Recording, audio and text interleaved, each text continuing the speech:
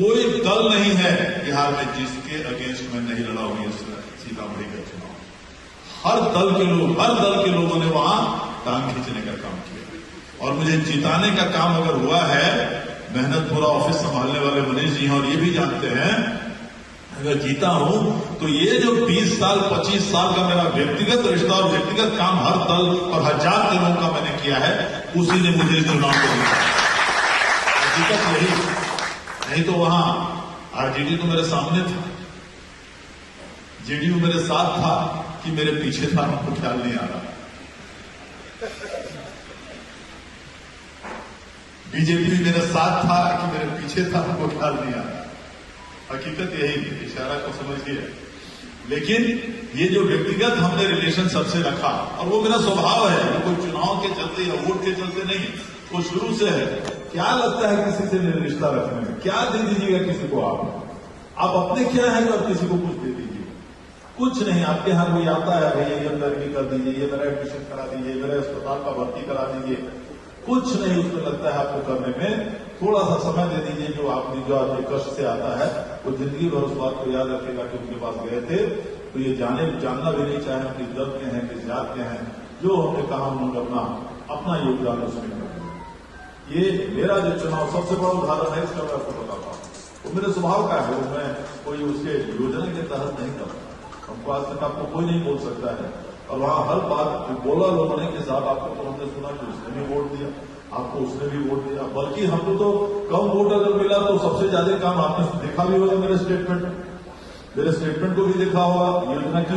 ठीक है, तो आज वो जो बाकी वोटर मेरे खिलाफ था कोई हल्ला नहीं, लेकिन हमने उन लोगों के लिए भी पूरा 20 साल से इतना काम किया था कि स्वाभाविक रूप से हमको भी उम्मीद थी कि चलिए 21% से सर। और इसके अलावा हम समझते हैं जो बातें आई हैं सामने, निश्चित रूप से सीतामढ़ी और वैशाली। देखिए जब हम इस चुनाव में आए लड़ने के लिए क्या परिस्थिति थी। अभी किसी ने कहा, मनीष जी ने ही कहा कि यहाँ आरजेडी के भी सारे लोग हैं। तो भैया आप लोगों को शायद मैंने बताया होगा या हो सकता नहीं बताया होगा। जब मैं पहली बार लड़ना चाह रहा था, आदरणीय लालू जी का राज था, 2002 की बात, और मैं उनके पास गया। मेरे उनसे बहुत अच्छे रिश्ते थे उस समय भी, आज भी मेरे उनसे व्यक्तिगत बहुत अच्छे रिश्ते हैं। तो मैं उनके पास गया और मैंने कहा कि सर हम ऐसे ऐसे चुनाव लड़ना चाह रहे हैं। तो कहते हैं अभी कहाँ चुनाव होगा, तो मुझे लड़े थे। हमने कहा है सर स्नातक वाला, तो वो पढ़ा लिखा वाला।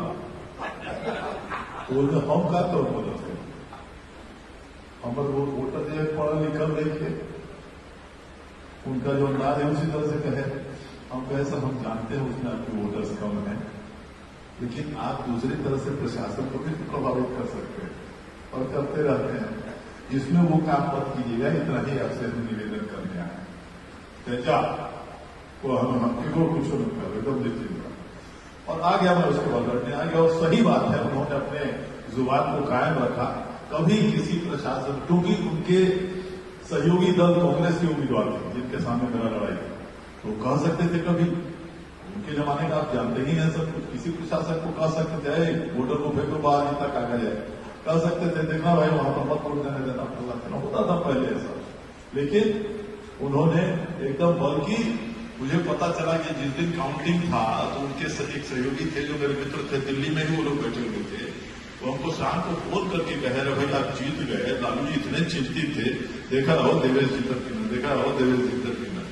तो व्यक्तिगत रिश्ते जो है, जो जिसके तहत आज हम लोग यहाँ बैठे हैं, और जो मनीष जी ने चिंता बताई, जो हमारे बारे में बताई, हम चिंतित रहते हैं अपने मतदाताओं के काम की। हमने एक चीज देखा है अभिषेक जी, आप भी इस बात को अगर सीख ले तो अच्छी बात है, कि मन को, दिल को हमेशा साफ रखें। जिसका काम आप कर सकते हैं उसको कर दीजिए।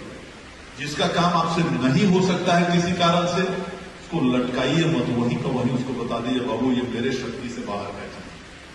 वो कभी नाराज उस समय सोचेगा देखिए आप नहीं, लेकिन बाद में समझेगा जो हाँ सही कह रहे थे। दूसरे नेता हमको लटका देते हैं दूसरे लोग।